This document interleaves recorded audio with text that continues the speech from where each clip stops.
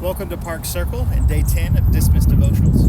Grab a Bible, read through Luke 2 verses 1 through 7. Let's look at the birth of Christ as we prepare to celebrate Christmas this year.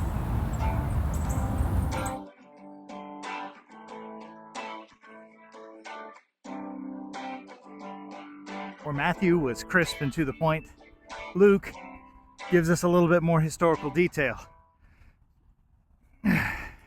He dates the birth of Christ as around a census called by a particular Roman emperor under particular Roman governors. He gives us a great deal of confidence about when this happened in world history.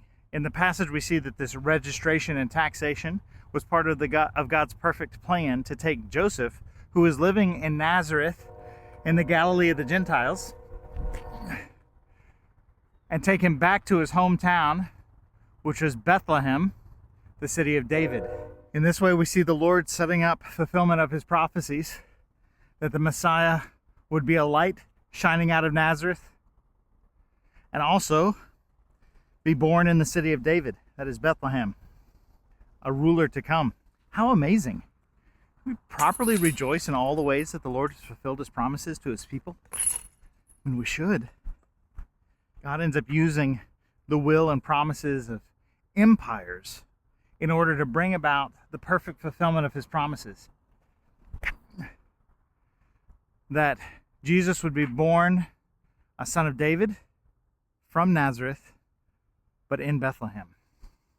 And so even though Mary and Joseph are doing something hard, marrying a pregnant woman, traveling as pregnant across all of Israel in the first century, the Lord is keeping all of his promises for our good and for theirs too. We're told that while they were in Bethlehem, almost as if by accident, although with the Lord nothing is an accident, we're told that the time came for Mary to give birth, and she did. She wrapped her baby in swaddling cloths, and then by virtue of their poverty and displacement and political upheaval, she laid him in a manger, because there was no space for them in an inn. They found themselves staying in a stable.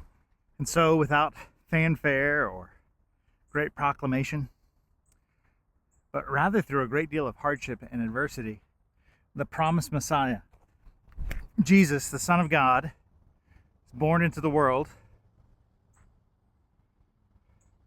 to save sinners, to be God with us. This is the great gift of Christmas. It's not the opening of presents or spending time with loved ones that we have planned for the next couple of weeks, but it's that God himself became a baby in the most lowly of places. What seems foolish in the eyes of the world is glorious in God's sight. Will we celebrate that glory this Christmas? Disc golfers know a thing or two about being lowly. I mean, I mostly throw plastic disc in a park by myself. But this Christmas, will I be more excited about a Trash Panda disc swap or some new disc golf bag?